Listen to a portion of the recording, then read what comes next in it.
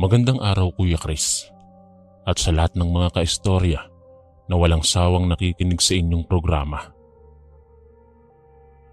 Ako po si Rowena, 38 taong gulang at kasalukuyang nakatira ngayon dito sa Maynila.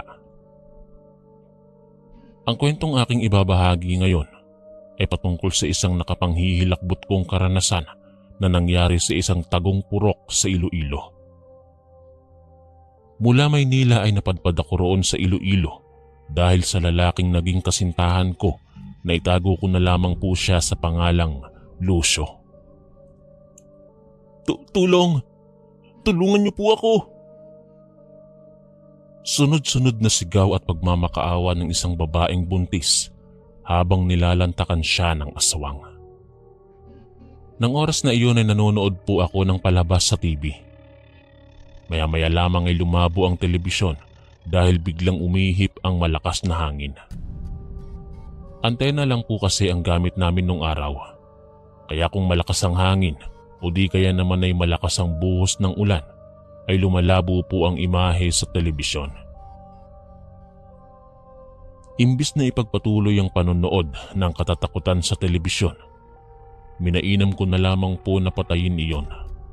Naisipan kong bumili na lamang sa tindahan ng ulam dahil gumagabi na pala.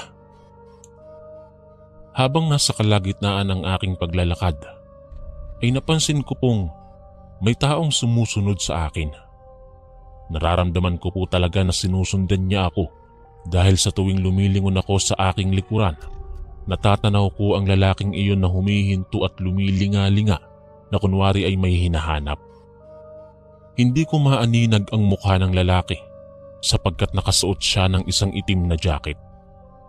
Nakasuot din siya ng kulay itim na pantalon at itim na sombrero. Nakatago ang kanyang mga kamay sa bandang likuran niya, nawari bang may kung anong bagay na dinudukot mula sa kanyang likod. Bunsod ng labis na takot na aking naramdaman, ay agad na akong tumakbo patungo sa tindahan na may mga nagkukumpulang tao. Turo kasi iyon ng aking ina na kapag nasa panganib daw ako ay tumakbo lang ako patungo sa lugar na may maraming tao. Ngunit bago pa man ako makatakbo sa mga nagkukumpulang tao, agad akong nahawakan ng lalaki sa kaliwa kong braso. Hinigit niya ako palapit sa kanya na ikinasubsob ko naman sa kanyang dibdib. Mula sa pagkakasubsob ay iniangat ko ang aking tingin sa mukha ng lalaki. Doon ay nalaman kong siya pala si Lucio, ang aking kasintahan. Walang iya ka, Lucio. Papatayin mo ba ako sa sakit sa puso? Singhal ko. Ngumiti lamang siya sa akin na tinugunan ko naman ng magkakasunod na paghampas. Pagkatapos ay inilabas niya ang nakatago niyang kamay mula sa kanyang likuran. Nalaman kong bulaklak pala ang bagay na kanyang hawak-hawak. Ibinigay niya yon sa akin, kaya naman ay agad na napawi ang galit na naramdaman ko sa kanya. Si Lucio ay namamasukan bilang katiwala ng mayaman na aming kapitbahay. Nagmula siya sa probinsya ng Iloilo at napadpad lamang dito upang magtrabaho. Naging magkasintahan kami dahil madalas kaming nagkakasalubong. Dala ng aming kapusukan ay may nangyari na rin sa aming dalawa. Nadala kami ng init ng aming mga katawan, kaya naman ilang buwan lang ang lumipas ay nalaman kong nabuntis ako ni Lucio.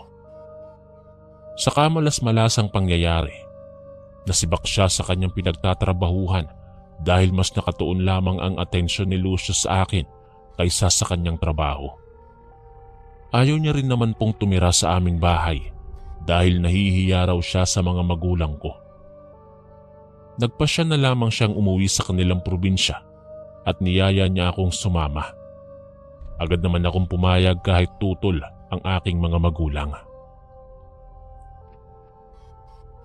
Habang nasa loob ng bus, hindi ko maiwasan ang mamangha sa ganda ng lugar. Payapa ang paligid, hindi kagaya sa Maynila na kairaming mga nagsisiksikang mga bahay. Doon sa Iloilo ay imbis na bahay, malalaking puno ang magkakadikit. Nang makababa kami ni Lucio sa bus, sumakay naman kami ng tricycle. Habang tumatagal ang aming biyahe, ay paunti ng paunti palalo ang mga kabahayan. Paliblib ng paliblib ang lugar. Kapansin-pansin din ang mga weirdong tingin ng mga tao. Ang mga iyon ay wari bang noon lamang nakakita ng kagaya kong Kutis, Maynila. Sumasakit ang tiyan ko habang nakasakay ako sa tricycle dahil hindi ganoon kaganda ang kalsada. Malubak at mabato ang kalsada patungo sa lugar ni Lucio. Dahil hindi kayang pasukin ng tricycle ang makipot na daan papasok sa baryo ni Lucio, naglakad na lamang kaming dalawa patungo sa kanila.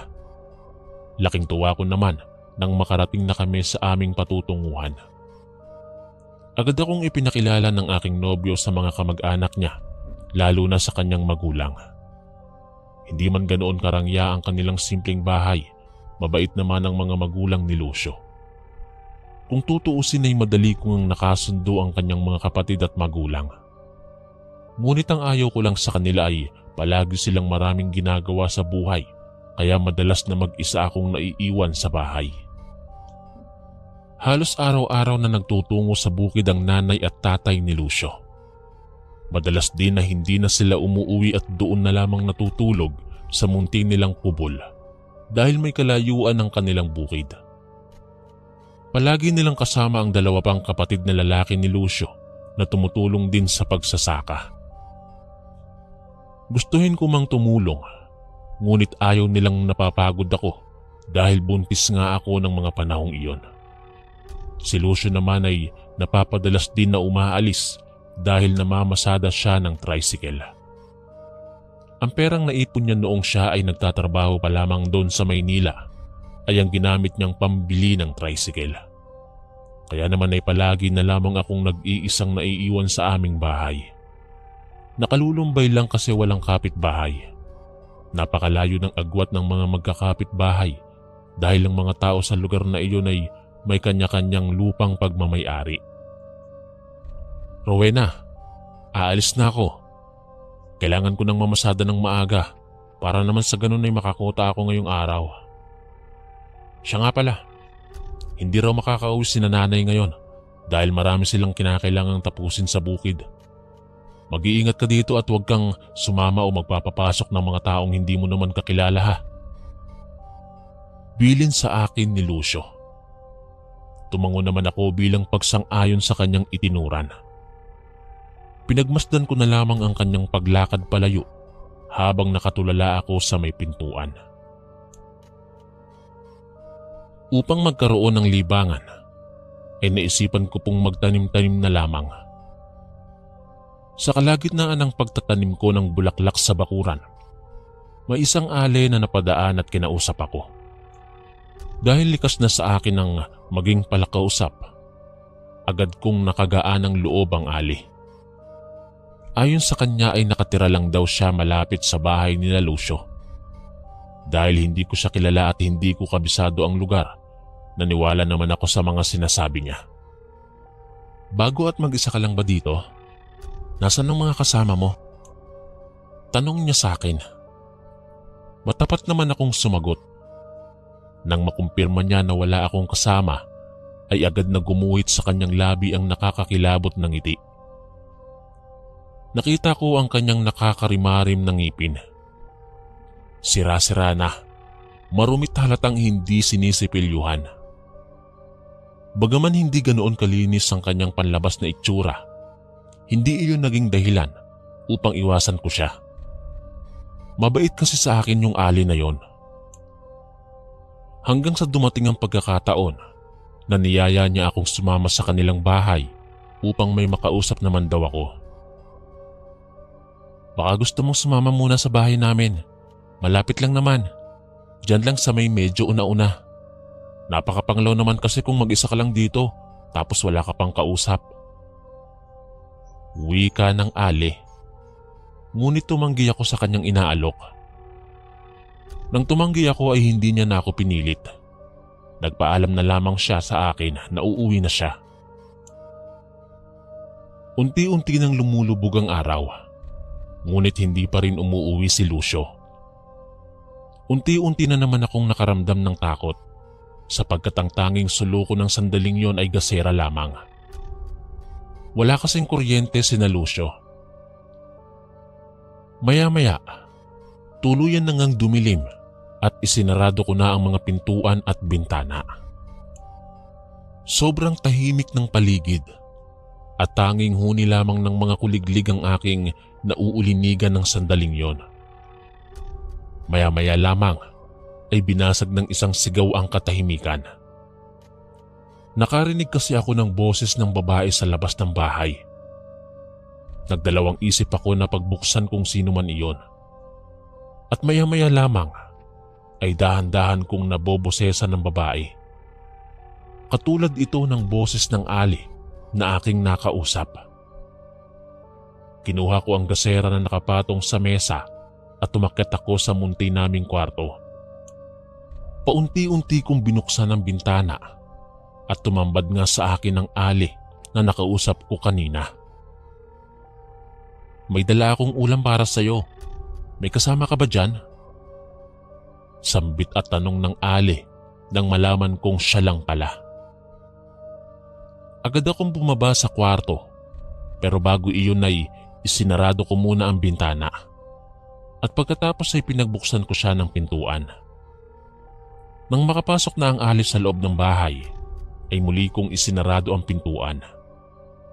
Hindi naman kasi pwede kung sa bintana ko abutin ang ibinibigay na ulam ng ali, kaya naman pinapasok ko siya. Isinaling ko ang ulam na kanyang dala sa ibang lalagyan at nagkaroon kami ng kaunting kwentuhan. "Saktong-sakto naman itong dala mong ulam. Hindi pa kasi ako naghahapunan eh. Hinihintay ko pa kasi ang asawa ko. Siya nga pala, mag-isa lang ako dito dahil hindi pa umuuwi galing sa pamamasada ang aking asawa." Litanya ko. Maya-maya lamang po nun, ay muli niya na naman akong niyaya na sumama sa kanilang bahay dahil marami daw akong makikilala roon at makakausap. Baka daw kasi naboboring na ako sa bahay namin. Kagaya ng una, tumanggi rin ako. Sa kalagitnaan ng aming pag-uusap ay biglang may kumatok sa pintuan ng bahay. Nagulat ako sa sobrang lakas ng katok. Wari bang hihiwalay na ang aking kaluluwa sa labis na pagkabigla. "Rowena, si Lucio ito. Buksan mo ang pinto." Nang marinig ko ang boses ng aking asawa, ay pansamantala kong iniwan sa harap ng mesa ang ali. Pinagbuksan ko muna ng pintuan si Lucio. Laking tuwa ko dahil nakauwi na naman ng ligtas ang aking asawa. Ipakikilala ko sana si Lucio sa ali, ngunit nang tingnan ko ang ali sa mesa, wala na ito roon. Maliban na lamang sa isang pusang itim na nakapatong sa ibabaw ng mesa. Nagulat ako at natuliro. Hindi ko alam kung pinaglalaroan lamang ako ng aking guni-guni o baka ay dala lamang ng gutom. "Bakit may pusang itim dito sa loob ng bahay?" Pagtatakang tanong ni Lucio. Hindi ako nakapagsalita ng oras na iyon, maging ako ay nagulat kung bakit nagkaroon ng pusang itim sa mesa, samantalang nawala naman ang ali. Binugaw ni Lucio ang pusa at pinalabas iyon ng bahay. Tiningnan ko ang ilalim ng mesa kung naroon ba ang ali, ngunit wala. Wala akong maalala na lumabas ang ali. "Ano ba ang hinahanap mo?"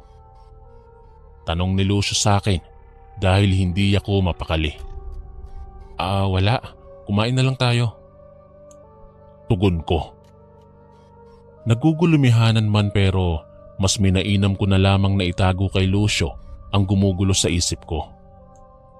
Napaisip ako na imposibleng walang ali na pumasok sa loob ng bahay namin dahil ang ulam na bigay niya ay naroon pa rin naman sa mesa. Sarap na sarap si Lucio sa paglantak ng ulam na naroon sa mesa. Ang buong akala niya ay ako ang nagluto nun. Pansamantala kong iniwan si Lucio sa pagkainan at nagtungo ako sa kwarto upang silipin sa bintana kung nasa labas ba ang ali. Nagulat ako nang matanaw ko siyang nakatayo sa hindi kalayuan habang masamang nakatitig sa direksyong kinaroroonan ko. Maya-maya lamang ay umalis ang ali. Akma ko na sana siyang tatawagin, subalit tuluyan na siyang naglaho sa dilim na hatid ng gabi. Kinabukasan ay muli na namang naulit ang pangyayaring yon. Umalis na naman si Lucio at naiwan na naman akong mag-isa sa bahay. Muli na namang nagtungo sa bahay ang ali. Doon ko siya tinanong kung paano siya nakaalis sa loob ng bahay namin kagabi nang hindi ko napapansin.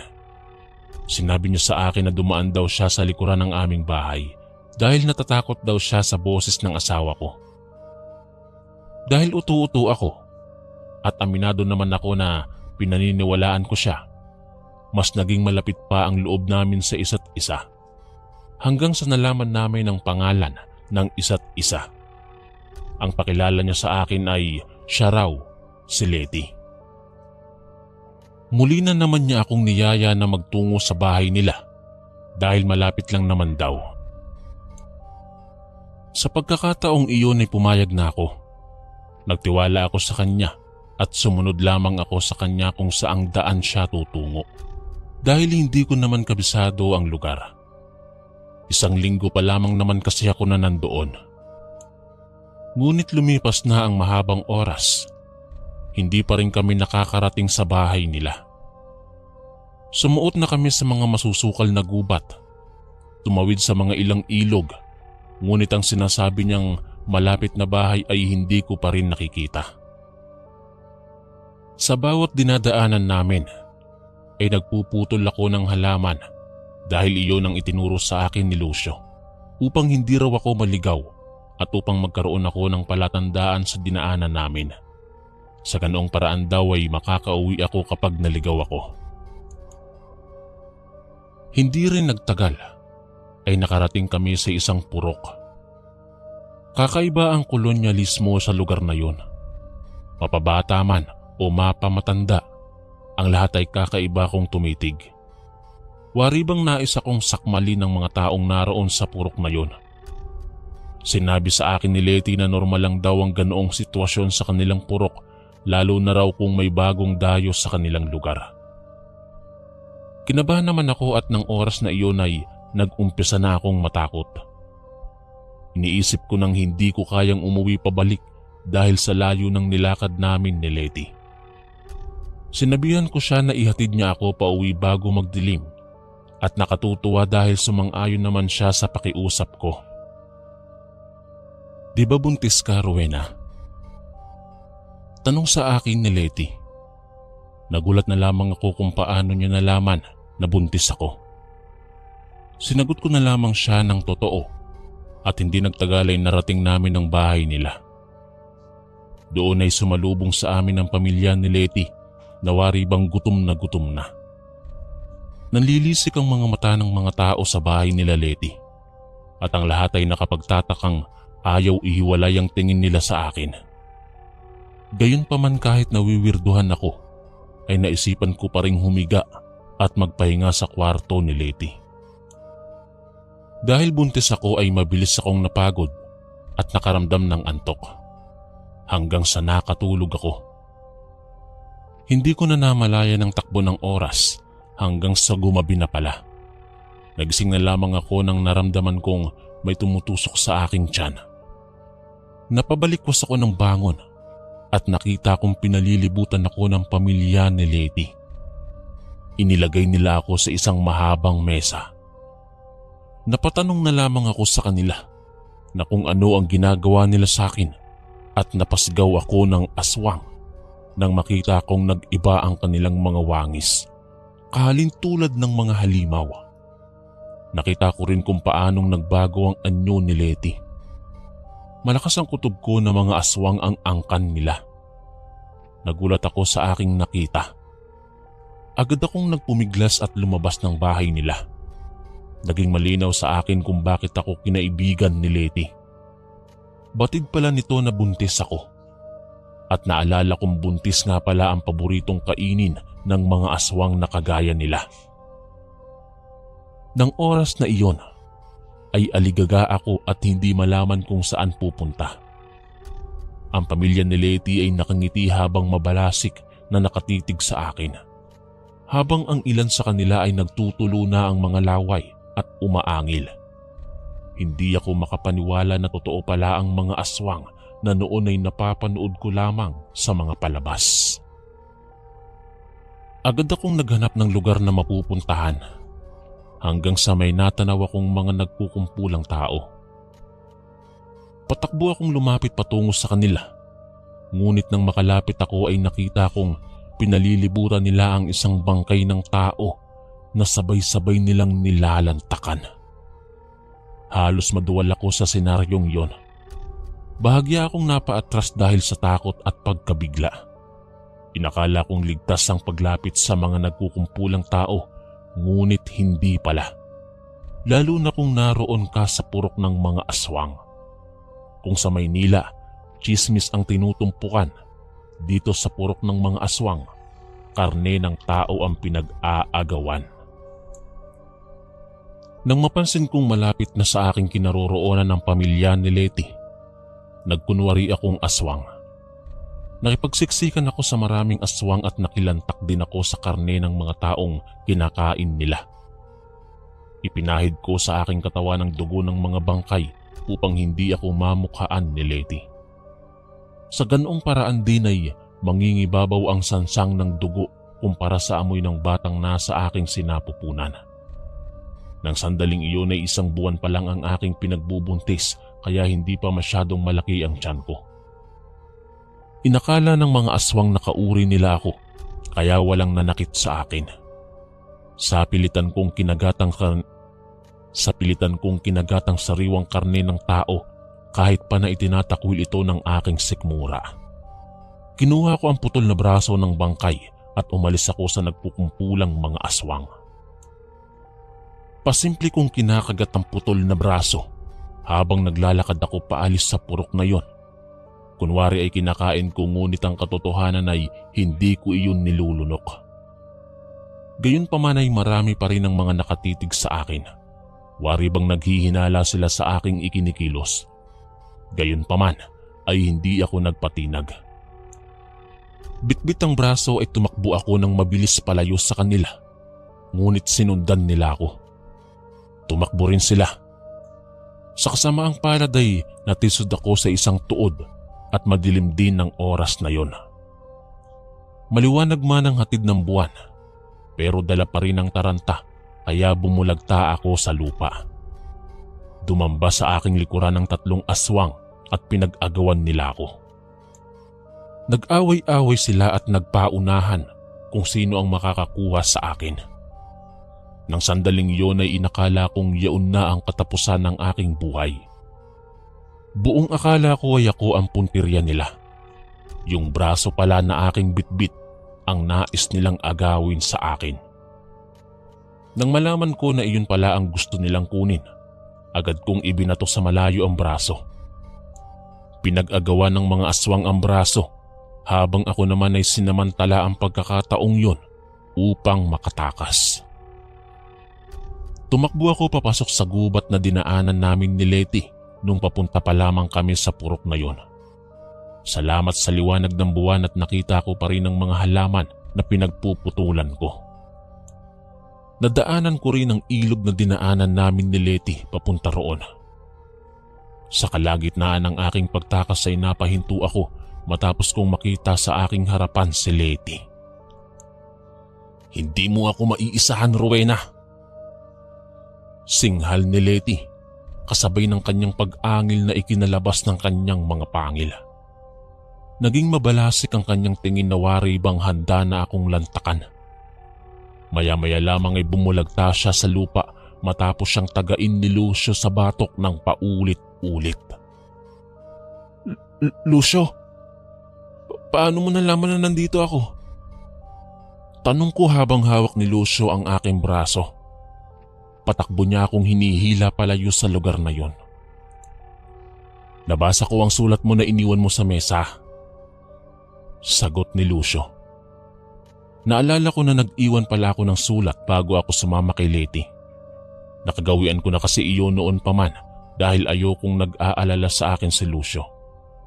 Napatanong din ako kay Lucio kung paano niya nalaman na naroon ako dumaan sa gubat na iyon. Ayon sa kanya, may nakakita raw sa akin ng mga ngahoy na may kasama akong babae. Nasaksihan daw ng mga ngahoy na iyon ang pagsuot namin ni Leti sa gubat na iyon. Kaya bilang pagbabakasakali na matagpuan ako, sinuong ni Lucio ang gubat. At dahil nga doon ay nailigtas niya ako at tagumpay niya akong nailayo sa purok ng mga aswang. Noon pa raw, talamak na ang aswang sa kanilang lugar. Ngunit ang purok na tinutukoy ng mga tao na purok ng aswang ay tribo lang daw ng mga katutubo at walang naiiwang bakas sa kanilang purok na pumapatay sila ng mga tao. Walang patunay na sila ay mga aswang. Dahil sa pangyayaring iyon ay minabuti namin ni Lucio na bumalik na lamang sa Maynila sapagkat sobra ang trauma na hatid sa akin ng nakakakilabot kong karanasang iyon. Dito ko na lamang po tatapusin ang aking kwento. Nawa po ay magsilbing aral sa inyo na huwag kayo basta-bastang makikipag-usap at magtitiwala sa mga estranghero dahil maaari ninyo itong ikapahamak.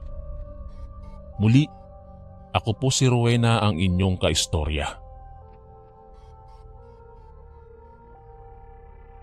Masarap bang magluto ang inyong mga lola?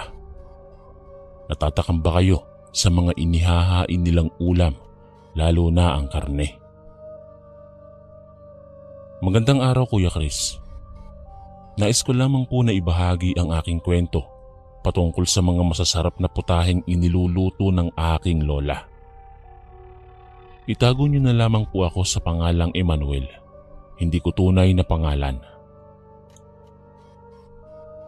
Bata pa lamang ako, ay close na kami ng aking lola. Itago niyo na lamang siya sa pangalang Magda. Dati siyang OFW sa Saudi.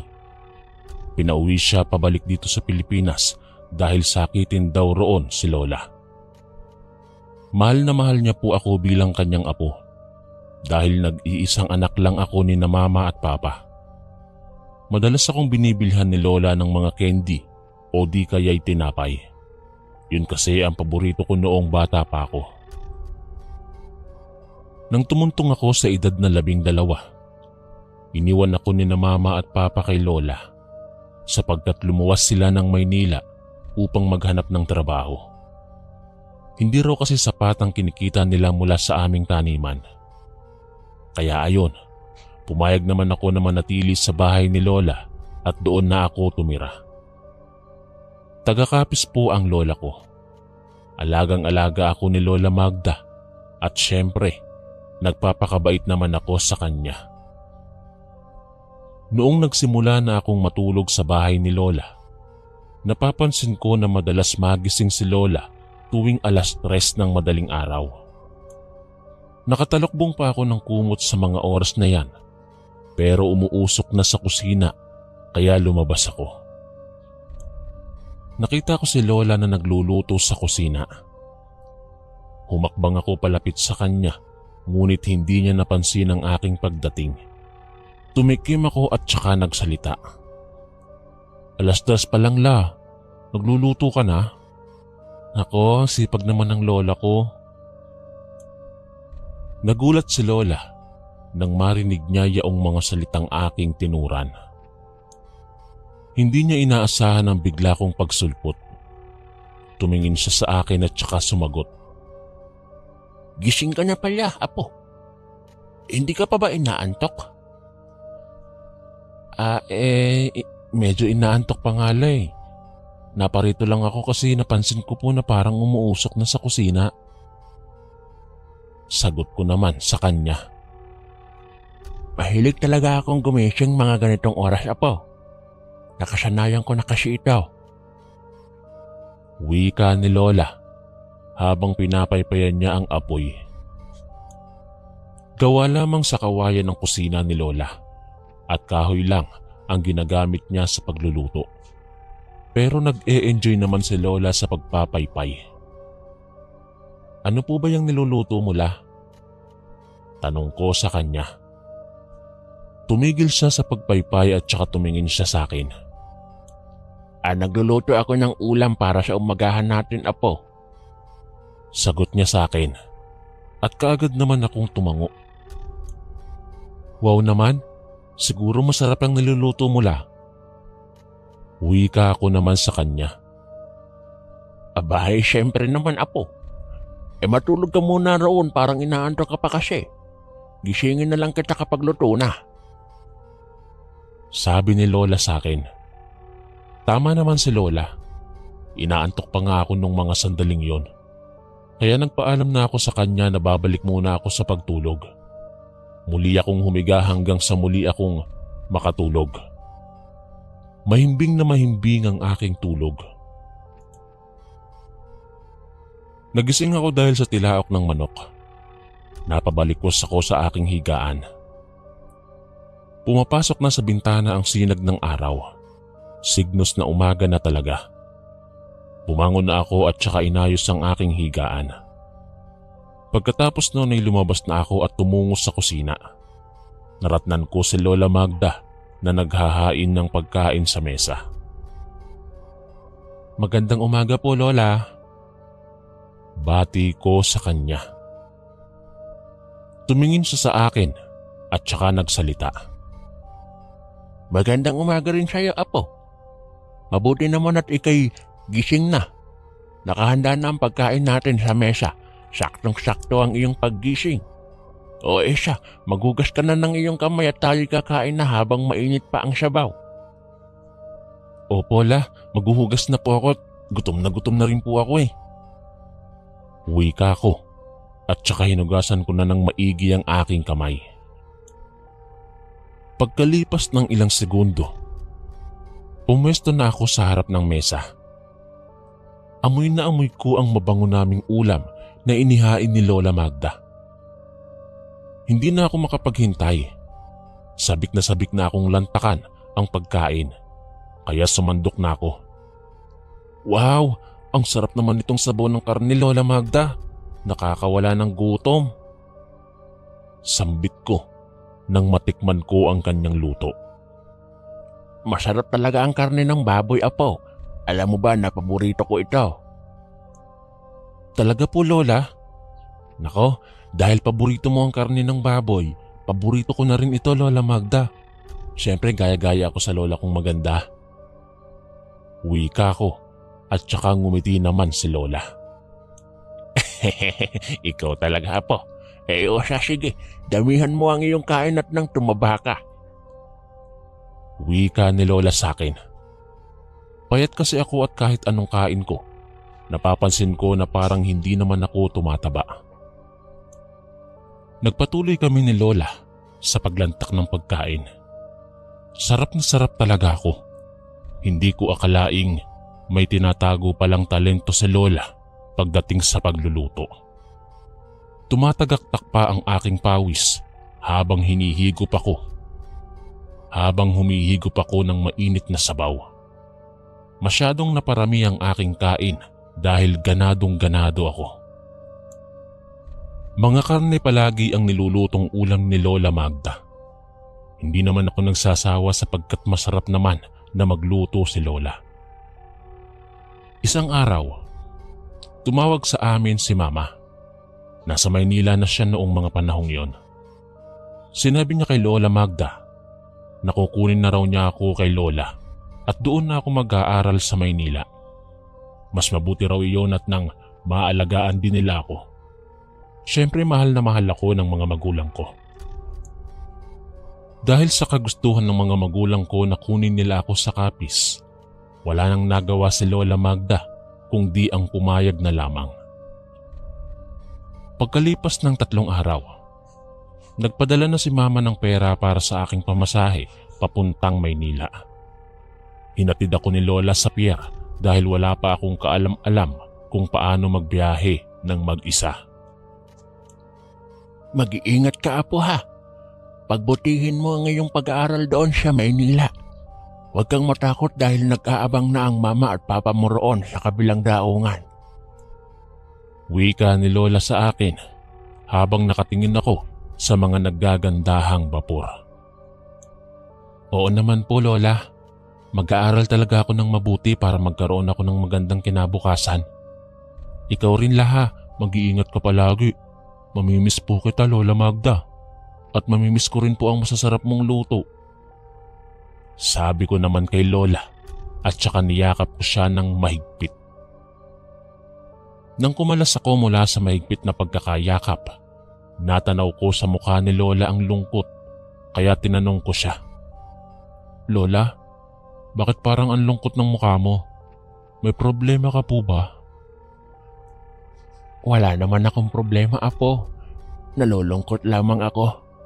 Kasi maraming taon pa ang dadaan bago tayo muling magkita. Sagot ni Lola. Sa totoo lang, nalulungkot din naman ako nung mga oras na yon. Nasanay kasi ako na palagi kong kasama si Lola at natitiyak ko na mamimiss ko talaga siya. Huwag kang mag-alala, Lola. Pabilis lang lumipas ang panahon. Parang kidlat lang yan. Magkikita rin po tayo ulit, Lola. Sabi ko sa kanya at muli niya akong niyakap. Pagkatapos noon ay sumampa na ako sa bapor. Kinawayan ko si Lola Magda habang humahakbang ako palayo sa kanyang kinatatayuan. Nang makarating ako sa daungan ng barko, niyakap ako ni na Mama at ni Papa. Namangha ako sa ganda ng Maynila. Dumiretso kami sa bahay na inuupahan nila. Nagugutom na ako kaya naghanda si Mama para sa aming hapunan. O siya, halina kayo at maghahapunan na tayo. Sabi ni Mama. Nakahanda na ang pagkain sa mesa. Bunsod ng labis na pagkagutom ay hindi na ako nagpaligoy-ligoy pa at kumuha na ako ng pagkain. Ma, bakit ang pangit po ng lasa ng niluto mong ulam? Nagreklamo ako kay Mama sapagkat hindi ko nagustuhan ang kanyang sinigang na karne ng baboy. Inakala kong masarap ang kanyang luto, ngunit taliwas sa aking inaasahan. Ha? Masarap naman anak ah. Wika naman ni Papa habang humihigop ng mainit na sabaw. Halatang sarap na sarap siya sa luto ni Mama. Oo nga anak, sarap na sarap nga ang papa mo sa luto ko oh. Tingnan mo oh. Sagot ni Mama sa akin. Hindi ako nasasarapan. Iba talaga ang lasa ng luto ni Lola.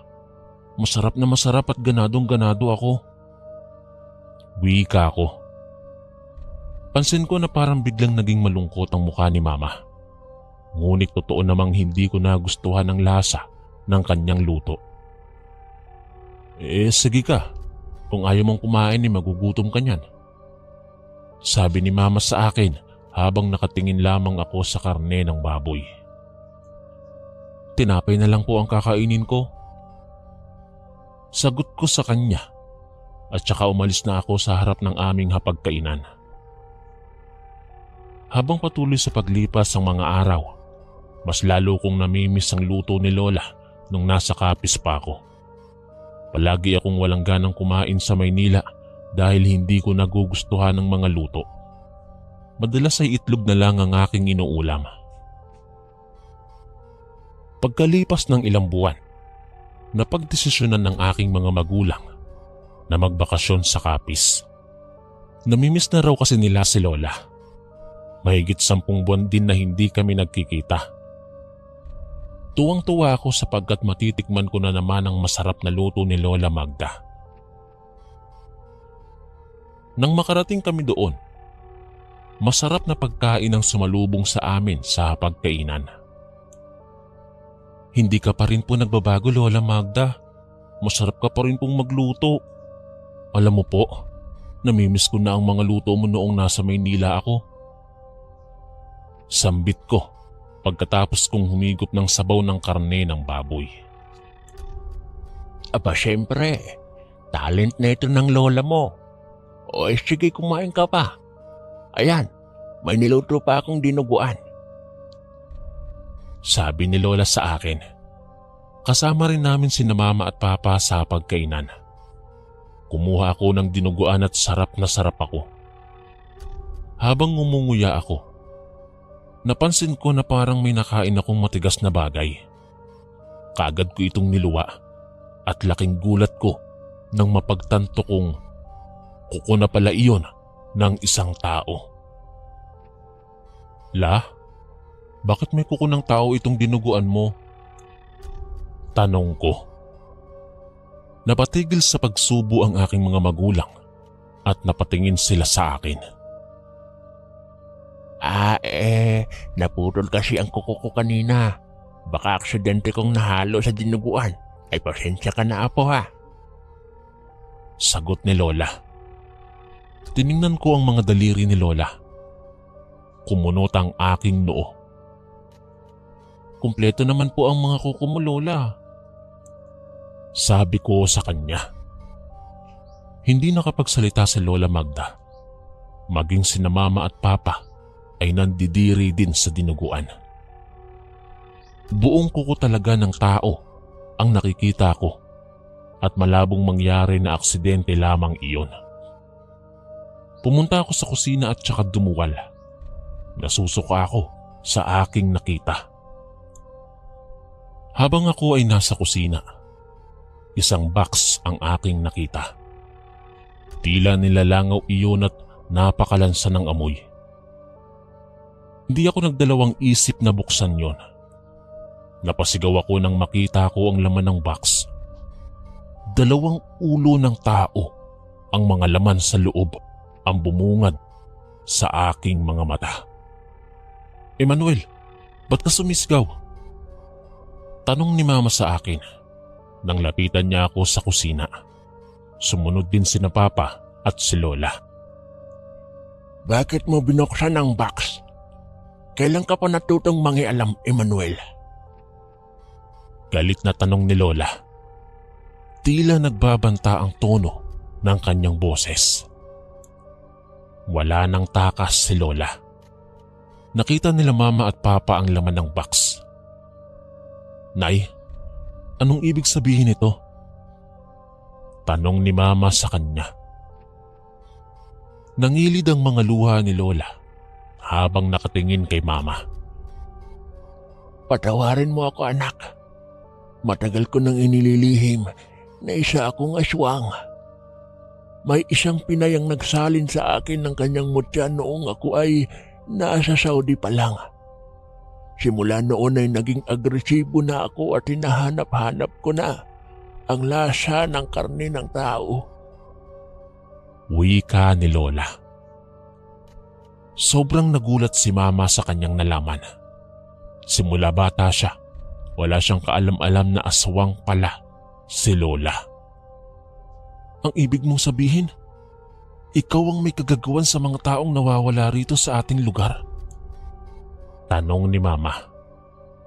Matagal na panahon na rin kasi mula nang umusbong ang mga balita na may mga nawawala raw na tao sa aming lugar sa tuwing kakagat ang dilim. Walang bakas na nakapagpatunay kung nasaan sila o bakit bigla na lamang silang naglalaho. Oo, ako ang pumapatay sa mga taong nawawala sa ating lugar. Binibiktima ko sila pagkagat ng dilim at ginagawa ko silang ulam. Wika ni Lola Magda. Halos gumuho ang aming mundo. Gulat na gulat kami sa aming nalaman. Karne ng tao ang pinapaulam mo sa amin? Tama ba, Inay? Tanong ni Mama. Oo, anak. Karne lang ng tao ang kaya kong ipaulam sa inyo dahil wala naman akong magandang trabaho. Sagot naman ni Lola. Hindi na kinaya ni Mama ang galit na umaalab sa loob ng kanyang dibdib. Nagwala siya sa bahay ni Lola. Mabuti na lamang at wala kaming kapitbahay. Walang nakaririnig at walang ibang nakaalam sa mga nagaganap sa loob ng aming pamamahay. Mula noon, hindi na ako lumalapit kay Lola. Napapansin ko kasi na tila araw-araw siyang galit sa akin sapagkat ako ang dahilan kung bakit nalaman ni Mama na siya ay isang aswang. Katakot-takot ang mga tingin na ipinupukol sa akin ni Lola. Ang klase ng tingin na mayroong nakatagong kahulugan. Dahil doon, bumalik kami ni na Mama at Papa sa Maynila. Hindi namin magawang saktan si Lola sapagkat kahit siya ay isang aswang, anak niya pa rin si Mama at apo niya pa rin ako. Lumayo kami kay Lola at nanatiling lihim ang tungkol sa kanyang pagkatao. Bukod sa amin, wala nang iba pa ang nakakaalam na ang mga masasarap na putahing inihahanda ng aking lola ay karne pala ng mga tao. Kung kayo ang nasa aking sitwasyon, magagawa ba ninyong ipahamak ang inyong lolang aswang kung gayong marami na kayong pinagsamahan? Ang pangyayaring iyon ay nagdulot sa amin ng maraming katanungan sa buhay. Papaano na yung mga nakain naming karne sa tuwing magluluto ang aking lola? Kami ba ay nahawaan din katulad ng nangyari sa aking Lola Magda? Kung kaya't dahil gulong-gulo ang aming mga isipan ng mga sandaling iyon, ay sumangguni kami sa isang kakilala na albularyo ng kaibigan ni Mama. Nagpasuri kami at humingi ng tulong sa albularyong iyon. Gumawa ng orasyon si Kaberteng. Siya po yung albularyo. Taimtim itong nagdasal at may mga lengguaheng hindi ko po maintindihan ang kanyang sinasabi at ibinubulong habang tangan niya ng isang puting kandila. Matagal ang naging proseso at kami ay naghintay ng resulta. Lumipas ang ilang sandali, ibinaba na ni Kaberteng ang kandila.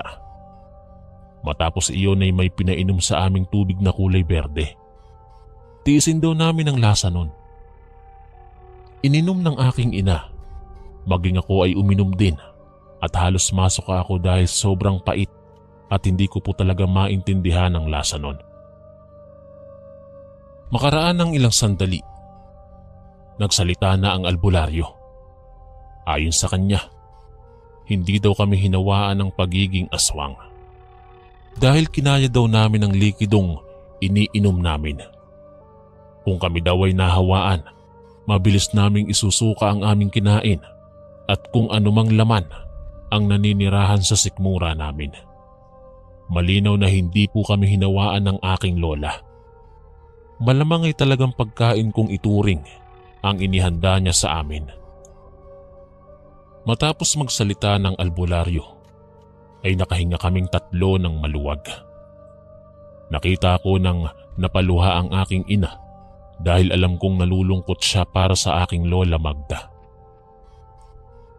Lumipas ang maraming taon at hindi na kami muling nagkita pa ng aking Lola Magda. Ngunit pagkaraan lang ng ilang buwan, nabalitaan naming pumanaw na si Lola Magda at walang nakaalam kung ano ang dahilan ng kanyang pagkamatay. Natagpuan daw ang bangkay ni Lola sa isang tricycle. Nakita daw ng driver nito na nakaupo sa sidecar si Lola at hindi na humihinga. Hindi na rin naming nagawang puntahan pa ang aking Lola Magda dahil napagdesisyonan ng aking ina na hindi kami pumunta. Baka daw kasi magkaroon pa ng dahilan upang mabuko ang lihim ng aking Lola. Kung kaya't malungkot man ay pinagdasal na lang namin ang kanyang kaluluwa. Yan po ang malungkot at nakakatakot kong karanasan sa aking Lola Magda, Kuya Chris.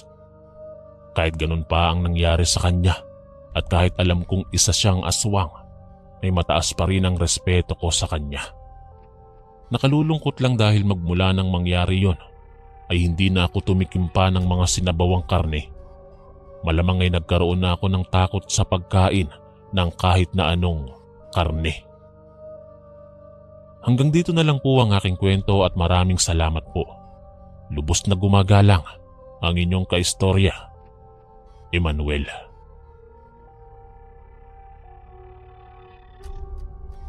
Magandang araw, Kuya Chris. Itago niyo na lamang ako sa pangalang Esmeralda, Tubong Antique. Palagi po akong nakasubaybay sa inyong mga bagong upload. Isang araw, habang nakikinig ako ay naisipan kong magbahagi rin ng kwento, kagaya ng ginagawa ng iba. Ang kwentong aking ibabahagi sa inyo ay tungkol sa karanasan ng aking lola sa mga aswang nung siya ay 16 na taong gulang pa lamang.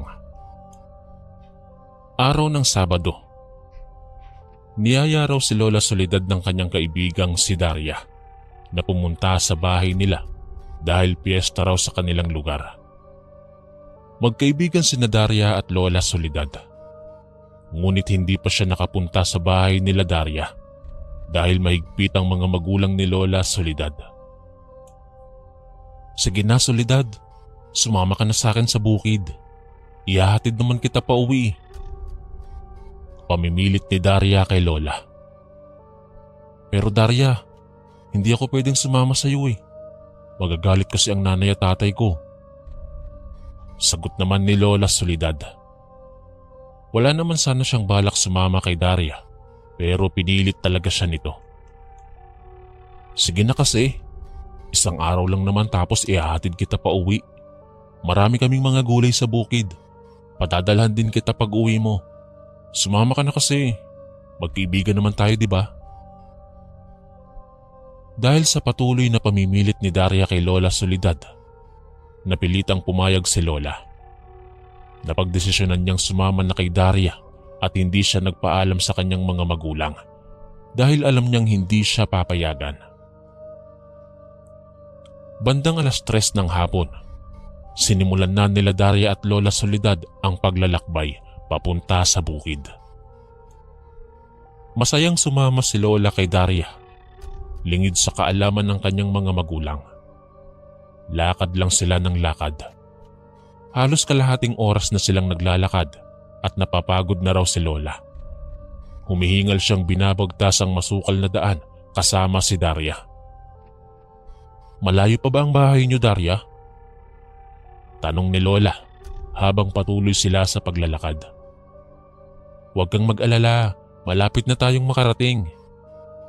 Sagot naman ni Daria.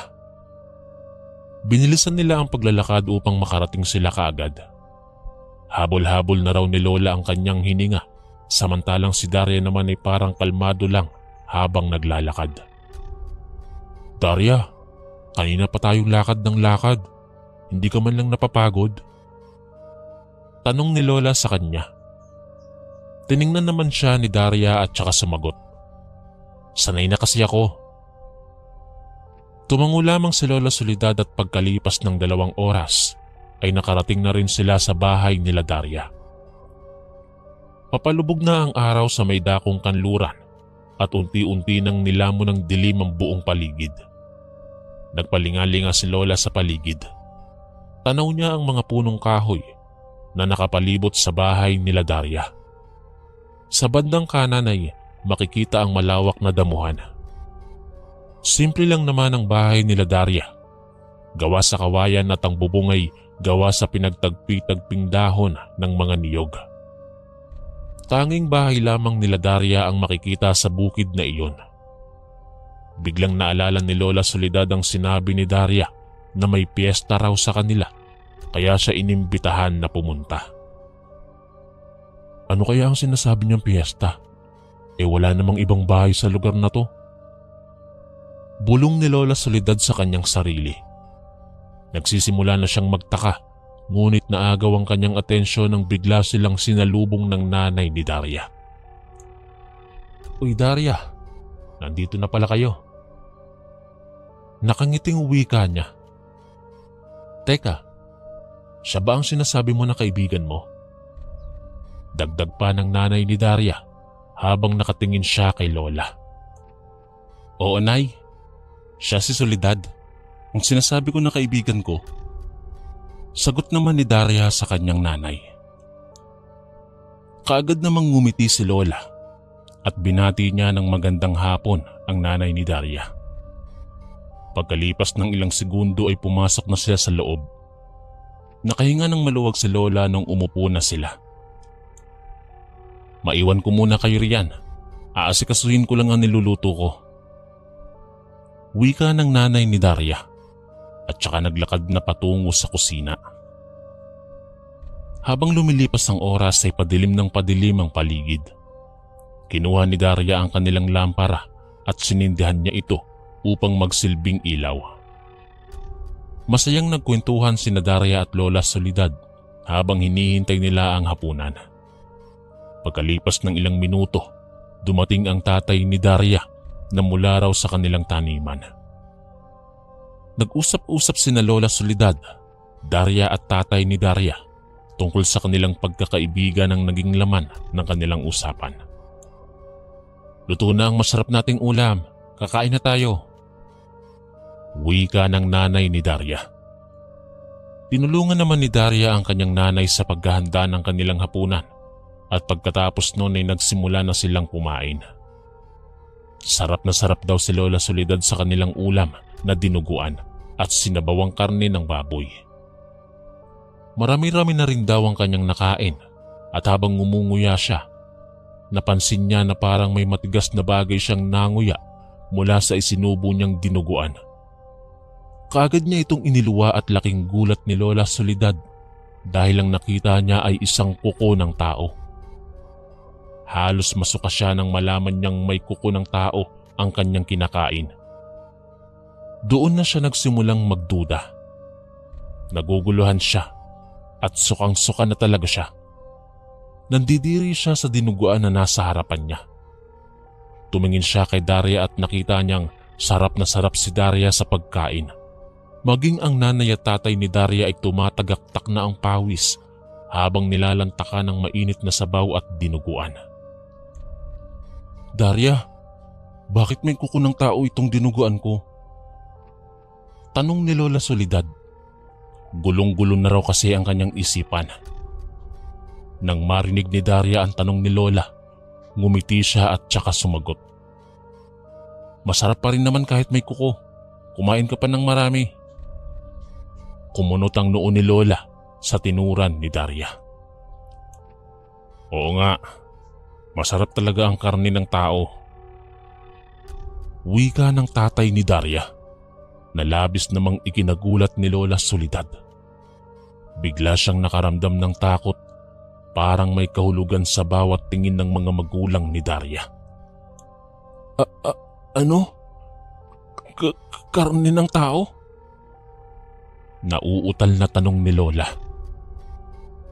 "Oo, karne ng tao yan. Magpakabusog ka dahil ikaw na ang susunod na magiging ulam namin," sabi ng nanay ni Daria kay Lola. Lumakas ang kabog ng dibdib ni Lola. Takot na takot siya habang nakatingin siya sa karne ng tao na akala niya ay karne ng baboy. "Daria, gusto ko nang umuwi. Ihatid mo na ako sa amin." Nagmamakaawa si Lola Soledad sa kaibigan niyang si Daria habang ang kanyang mga luha ay unti-unti nang bumabagsak. "Hindi ka na makakauwi, Soledad. Kaya nga kita isinama rito sa bahay para may ulam na naman kami nila nanay at tatay," sagot ni Daria at sobrang nagulat si Lola. Hindi niya akalaing aswang pala ang pamilya ni Daria. Nagpalingalinga si Lola sa paligid. Sobrang dilim sa labas. Inihanda niya ang kanyang sarili upang tumakas. Huminga siya ng malalim at akmang lalabas na sana siya nang bigla siyang hinila ng tatay ni Daria. "Saan ka pupunta? Hindi ka na makakauwi ng buhay." Galit na wika ng tatay ni Daria at sinuntok niya sa tiyan si Lola. Dala ng sobrang takot ay hinimatay si Lola. Hindi niya alam kung anong sunod na nangyari sa kanya. Nagising na lang siya sa kalagitnaan ng gabi na nakagapos na ang kanyang mga kamay at paa. Tumingin siya sa paligid, nakita niyang natutulog na sina Daria at ang mga magulang nito. Umiiyak na si Lola, ngunit pinipilit niyang huwag lumikha ng anumang ingay at baka magising sila. Ayaw niyang mamatay. Takot na takot siya sa maaaring mangyari sa kanya. Habang natutulog ang mga aswang, nginat-ngat ni Lola ang baging na nakagapos sa kanyang kamay. Nahihirapan siya, ngunit hindi siya sumuko. Naghalo-halo ang takot at pagsisisi ni Lola habang naluluha siyang ginangat-ngat ang baging. Pagkatapos niyang ngat-ngatin ng baging na nakatali sa kanyang kamay, Dali-dali niyang inalis ang baging na nasa kanyang paa. Sobrang saya raw ni Lola Soledad dahil sa wakas ay makakatakas na siya. Dahan-dahang naglakad si Lola sa sahig na gawa sa kawayan. Ipinagdarasal niya na sana'y hindi magising sila Daria. Gustong-gusto niyang makatakas para iligtas ang kanyang sarili. Habang dahan-dahan siyang naglalakad, nasagi niya ang lampara na naglikha ng ingay. Lalong kinabahan si Lola dahil biglang nagising si Daria at nakita siyang naglalakad palabas. "Nay! Tay! Nakatakas ang bihag!" Sambit ni Daria at ginising niya ang kanyang mga magulang. Kumaripas ng takbo si Lola palabas ng bahay at tinahak niya ang madilim na kakahuyan. Sa sobrang dilim ay hindi na niya alam kung ano ang kanyang dinadaanan. Takbo lang daw siya ng takbo hanggang sa nadapa siya dahil nasagi niya ang nakausling tuod na kahoy. Naiiyak na napasigaw si Lola dahil sa sakit nang bumagsak siya sa damuhan. Nahirapan siyang tumayo dahil sa sakit ng kanyang paa. Habang pinipilit ni Lola na tumayo, nakarinig siya ng atungal ng mga aso na parang sinusundan siya. Habang patagal ng patagal ay palapit ng palapit sa kanyang kinaroroonan ang mga umaatungal na aso. Naisip ni Lola na baka mga aswang yun. Galit na galit ang tunog na nililikha ng mga ito. Takot na takot si Lola at hindi na niya alam kung anong gagawin niya. Nanginginig ang kanyang buong katawan at inisip niya na iyon na ang kanyang katapusan. Mabilis na gumapang si Lola sa damuhan habang papalapit sa kanya ang mga aso. Mabuti na lamang at madilim ang buong paligid, hindi siya nakita ng mga ito. Habang patuloy sa paggapang si Lola, nakarating siya sa puno ng niyog. Naisipan ni Lola na umakyat sa niyog para hindi siya makita ng mga aso. Kahit masakit ang isang paa ni Lola, pinilit niyang umakyat sa niyog. Pinipigilan niya ang pag-iyak upang hindi siya marinig. Sanay na rin si Lola sa pag-akyat ng niyog dahil maraming niyog sa kanila. Sa wakas ay nakarating din si Lola Soledad sa itaas ng niyog. Doon siya nagpahinga sa itaas habang habol-habol niya ang kanyang hininga. Tumingin siya sa ilalim. Madilim ang buong paligid. Naririnig niya pa rin ang mga atungal ng mga aso na galit na galit. Pabalik-balik ang mga aso at naisip ni Lola na kung hindi siya umakyat sa itaas ng niyog ay baka namatay na siya. Nagdadasal na lang si Lola habang patuloy niyang naririnig ang nakakatakot na atungal ng mga aso. Nagtagal ng ilang halos 3 oras si Lola Soledad sa itaas ng niyog dahil hindi pa rin siya tinatantanan ng mga aso. Habang lumilipas ang oras, napansin ni Lola na tahimik na ang buong paligid. Wala na siyang naririnig na atungal ng mga aso. Nag-aalangan pa si Lola kung bababa na siya sa niyog o mananatili muna roon. Ngunit ayaw niyang maabutan siya ng umaga dahil malapit lang ang niyog sa bahay nila Daria at baka makita siya kapag umaga na. Kaya naman ay napagdesisyonan na ni Lola na bumaba na lamang. Nang nakababa na si Lola Soledad, tumakbo siya palayo sa lugar na yon. Hindi niya alintana ang pagod at sakit ng kanyang paa. Wala siyang tsinelas habang tumatakbo. Naramdaman niyang humahapdi ang ibang parte ng kanyang katawan dahil minsan ay nasasagi siya sa sanga ng mga kahoy. Ngunit hindi iyon pinansin ni Lola Soledad. Nagpatuloy siya sa pagtakbo hanggang sa tuluyan siyang makatakas. Hindi niya man alam kung anong daan ang kanyang binabagtas, ngunit sobrang saya niya sapagkat ligtas na siya. Humahalik na ang sinag ng araw at hinanap ni Lola ang daan pauwi sa kanilang bahay. Ikinuwento niya sa kanyang pamilya ang nangyari sa kanya. Nagalit sa kanya ang kanyang mga magulang dahil umalis siya ng walang paalam. Ngunit masaya ang kanyang buong pamilya dahil ligtas pa ring nakauwi si Lola. Habang tumatagal ang mga araw, Ang mga sugat sa katawan ni Lola ay unti-unting nagiging peklat. Mga peklat na nagpapaalala sa kanya kung paano siya tinraidor ng kanyang kaibigan. Mula noon ay hindi na sila muling nagkita ni Daria. Galit na galit siya sa babaeng iyon. Ngunit habang lumilipas ang panahon ay natutunan din ni Lola na magpatawad. Kahit wala na siyang balita kay Daria. Sa masaklap na pinagdaanan ni Lola, natutunan niya na hindi pala lahat ng mga kaibigan natin ay tunay na mapagkakatiwalaan. Minsan, hindi natin napapansin na tinutuklaw na pala tayo ng mga kaibigan natin. Huwag nating ibigay ang buong pagtitiwala sapagkat minsan, taksil ang ating pinagkakatiwalaan. Hanggang dito na lang po ang aking kwento, Kuya Chris. At sana po ay mabasa niyo po ito sa inyong channel. Lubos na gumagalang ang inyong kaistorya, Esmeralda. Maraming salamat po mga kaistorya sa pakikinig. At kita-kits po ulit bukas para sa isa na namang nakakatakot na kwento. Ito po si Kuya Chris, ang inyong kaistorya. God bless po at ingat po lagi.